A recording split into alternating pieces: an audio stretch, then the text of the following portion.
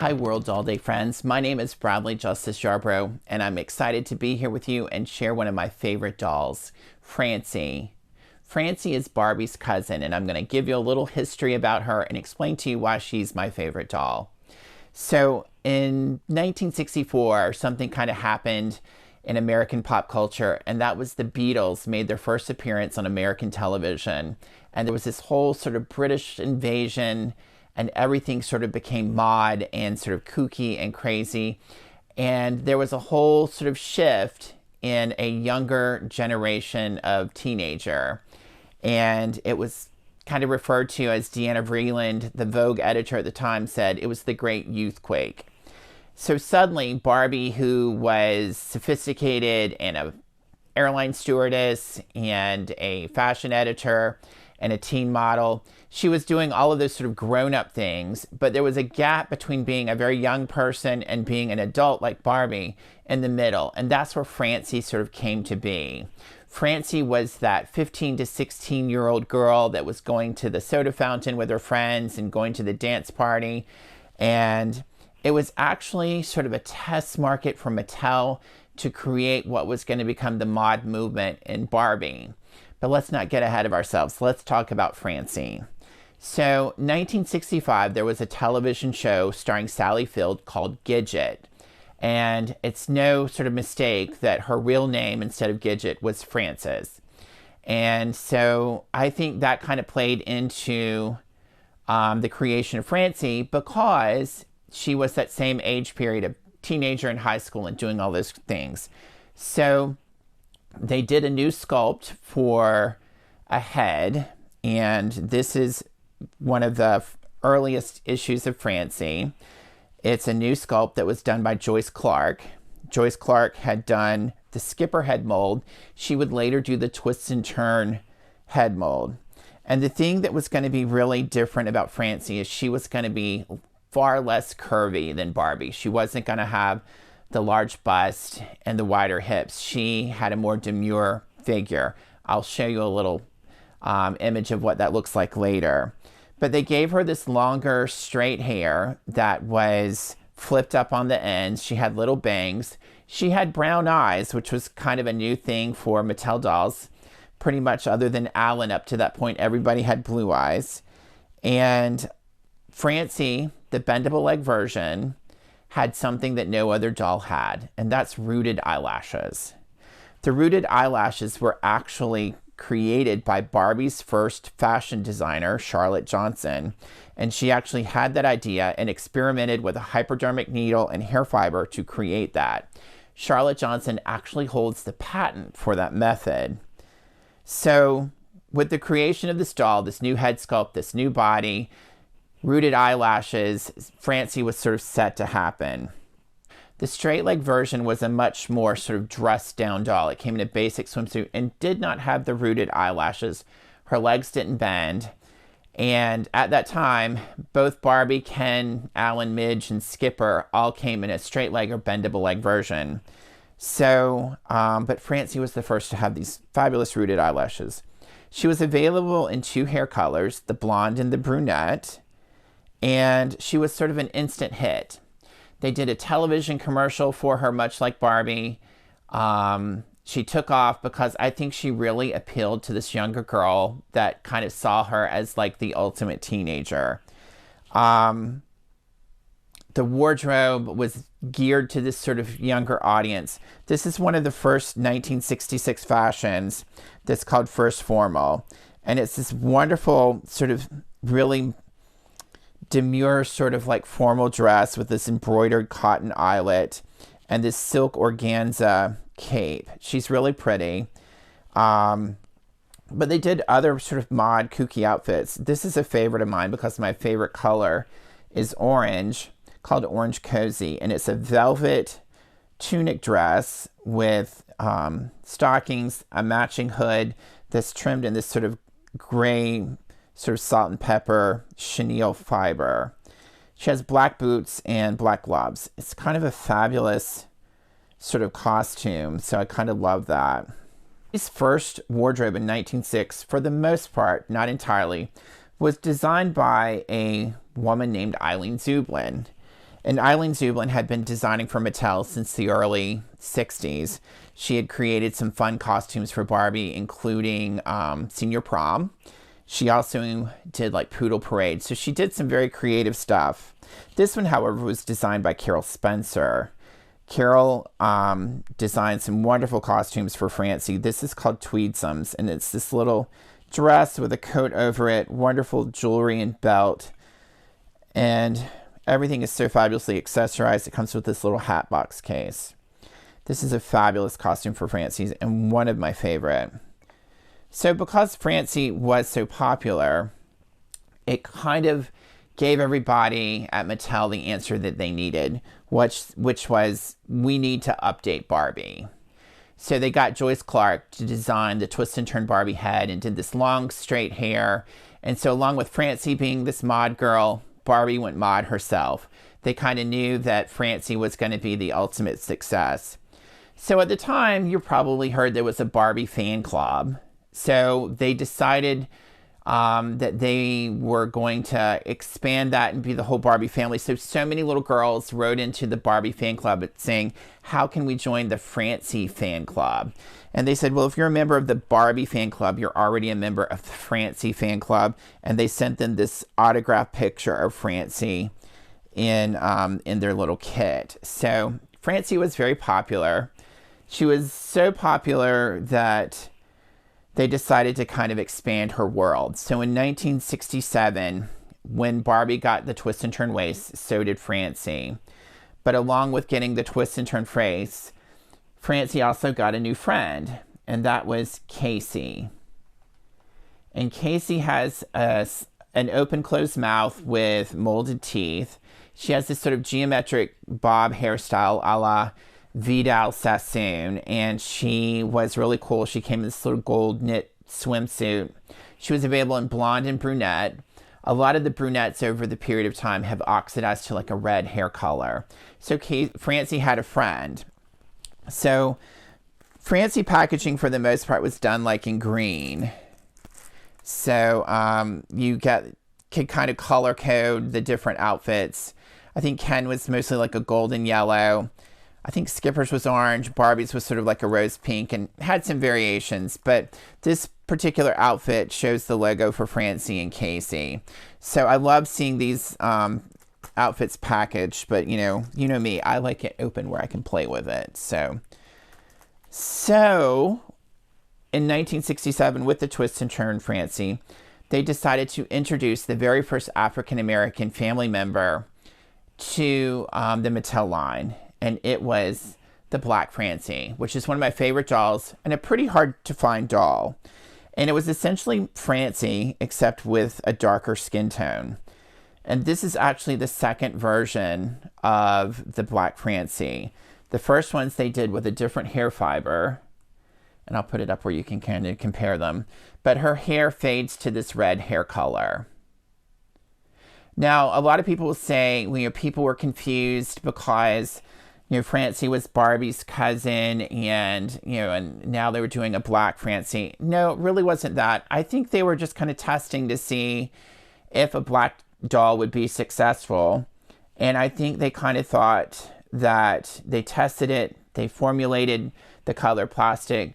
I think it enjoyed modest success, and I think it affirmed to them that yes, we need to expand the line, include some dolls of color. So the next year, we got Christy, Barbie's friend. So Black Francies are really hard to find. And like I said, they are one of my favorite dolls. And they just recently did a reproduction of it, which I was really glad, because then you can have a bunch of them. So along with doing a fabulous wardrobe, there was constant evolution in the line. And then the next year, after 1967, there was a fashion model in the 60s that was so popular called Twiggy. And Twiggy was sort of the antithesis of what everything had been in high fashion in the 1950s. We had Susie Parker and Dovima, these curvaceous women that were sophisticated in wearing couture. And here was Twiggy, who didn't have much of a figure, short, boyish cut hair, like crazy drawn on bottom eyelashes, and wore all these mod clothes. She was always at Biba and Mary Quant and that sort of thing. So they licensed with Twiggy, the actual person, and they created a friend, we'll call her a friend for Francie and Casey, that was called Twiggy. And it came with a little autograph picture of the fashion model on the box, and they did 4 extra outfits for her. And it's the first celebrity doll that Mattel did in the Barbie line. And her outfits were very mod and very crazy, and she was a very successful doll. There's some fabulous press photos of the actual fashion model with the doll. I just think it's brilliant. But she's the same size body-wise as Francie, and she has the same head mold as Casey. About the only way to tell the difference between Casey and Twiggy, the hair's a little shorter on Twiggy, and she has lower painted eyelashes. So she's like a fun doll. Now, most of you know that a lot of the vintage Barbie stuff was made in Japan. And Japan actually had a lot of costumes and variations that were only available for the Japanese market. Francie, I will say, was probably just as popular, if not more popular in some cases, than Barbie in Japan. So these 2 dolls down front are Japanese Francies. One of them looks like a regular Francie here, but she's wearing a Japanese exclusive costume. And she has the brunette hair. This one wearing the hat actually has a variation in eye paint, which is what we call a Japanese Francie. There's this little extra highlight dot, and she's wearing a Japanese exclusive fashion for Francie as well. They have their own booklet and a whole wardrobe of clothes, including kimono, that were only available for the Japanese market. They're highly desirable, sought-after fashions. And there's some question as to whether or not they were made, originally made to be for the American market, and just because of production issues, just decided to keep them in Japan and sell them there. With all of the Mattel things, men get involved. And even though we love playing dress up or whatever, men that were the innovators at Mattel and the inventors at Mattel and were in research and development always wanted to come up with a gimmick to make Barbie talk or something, Barbie walk. You know, they were coming up with all of these ideas. But one of my favorite dolls that they came up with in the time was when all of the popular grow hair dolls were happening. They did a Barbie and a Francie that had growing pretty hair. And this is at a time where all of this like crazy tall hairstyles were going on. And they created this doll for Francie that's wearing this sparkly dress. And she had a little ponytail at the back that could go longer or shorter. And she was really cute. She had bendable legs, and she came with some hair accessories and extra hair pieces so you could kind of switch her around. But it's a fun doll, fun packaging. So this is what the box looks like. And this is like 1970. So this doll's as old as I am, 29. But here she is out of the box. And you can see the ponytail. Now, what I'll tell you is generally it was retractable. So you kind of pulled this and it would go back into her head. You don't find a whole lot of them that continue to work, but with a little coaxing, you can get that ponytail back in there. She's a really fun doll, and I think she's kind of great. So we were talking about Japan. So now we're going to talk about Europe. In Europe, they decided to test market a version of Francie there. And so they did Francie with a different head sculpt. Now this head sculpt was done by a lady named Joyce Christopher. This is what we refer to as German Francie. And this is a basic German Francie. And she's wearing a dress that came on the busy German Francie doll. It was only available in Europe. She has a larger head than our Francie. And it's a different face sculpt altogether. She's really cute, really pretty. She doesn't quite fit in Barbie's world, in my opinion, as far as like, you know, standing there. She kind of stands out. I really like her. She's unusual, but it's almost like she could have been a different character or something. I think she's really great, and I've spent many years looking for a great example of that doll.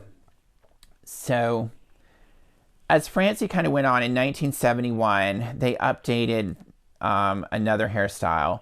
This is No Bangs Francie, and we call her No Bangs because up until this point, Francie had bangs.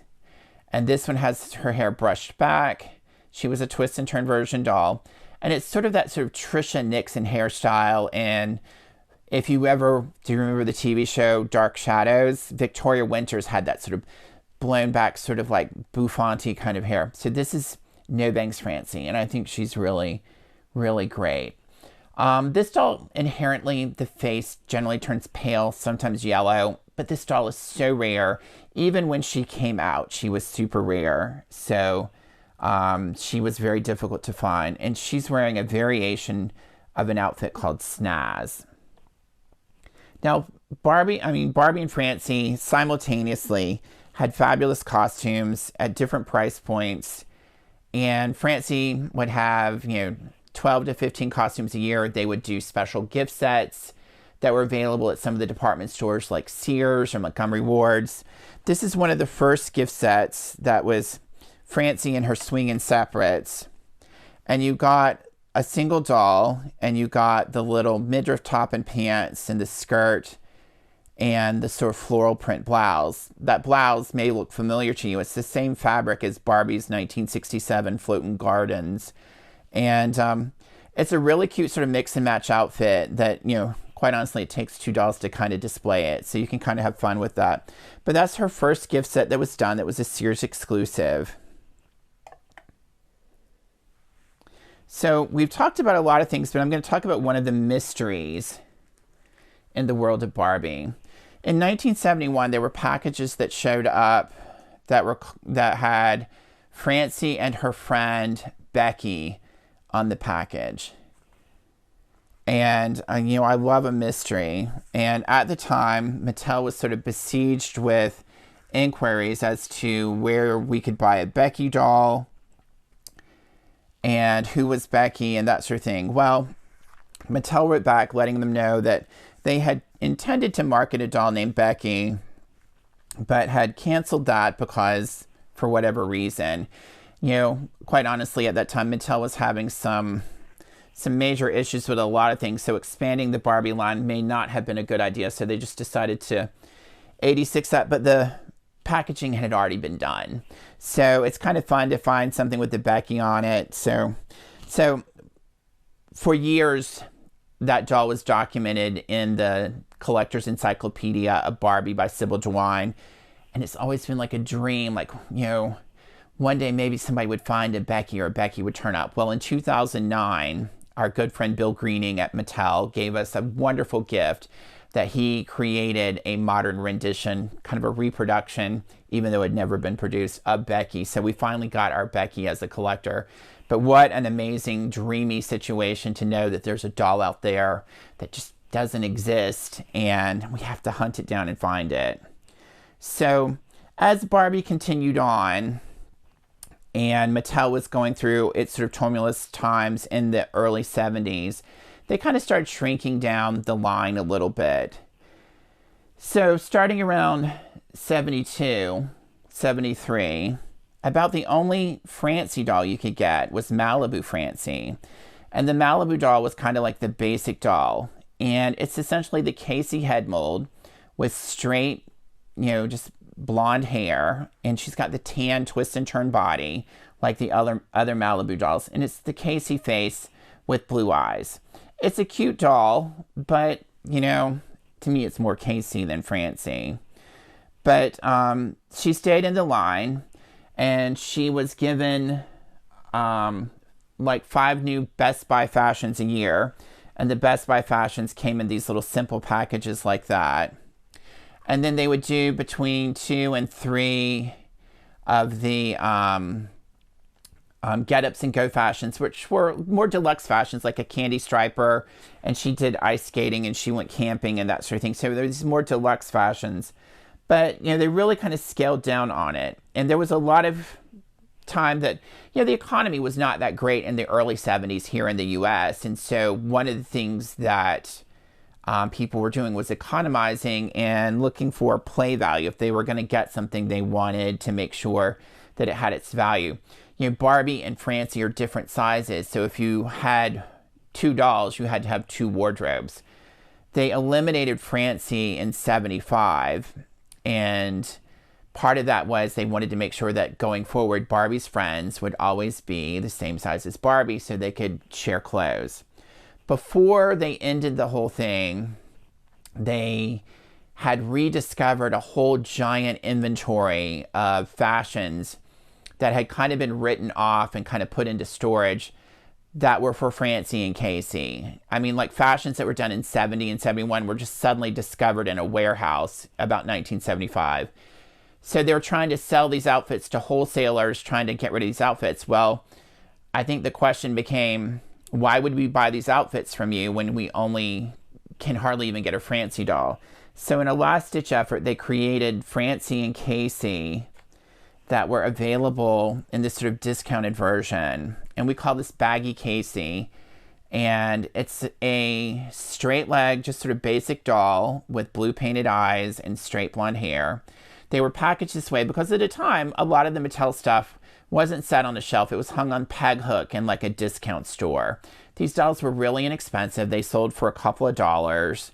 And I think they were offered to retailers that were going to buy up those remaining Francie outfits that were probably in tonnage. To be honest with you, the Francie, Casey, Baggy dolls are some of my favorite because they're so easy to dress, and it's kind of that period of when I would have been a child. Francie has always been one of my favorites. It was one of the first few Barbie dolls that I ever got. My first doll was a Stacy, and then Malibu Ken. And then I got a twist and turn Francie, and I was always kind of smitten with her face. And so I absolutely love these dolls, and this is just one of my favorites. This is Baggy Francie, but she's wearing the gift set outfit. And you can kind of get a nice look at her face. It's just that really pretty sort of 70s look with a little blue shadow. She's just super fun. And Francie has always been my favorite. She's been the focus of my collection for a while. And I'm here enjoying my friend Ken Jabert's collection with you. This is his collection of Francie, and I can't not share a piece of his collection that I absolutely am completely in love with. He has collected much like I have for decades, but in his collection he has this wonderful prototype dress that was done using up some Francie fabric from an outfit called Groovy Get-Ups, which was a turtleneck and stockings done in the same fabric. And he was able to kind of find this wonderful prototype that was done for Francie. It's really kind of cute. So if you are a Barbie collector and you haven't explored Francie, I hope you'll take this opportunity to learn a little more about her. And I will look forward to sharing a few fun things in this collection with you, and I appreciate you tuning in. Take care. Thanks.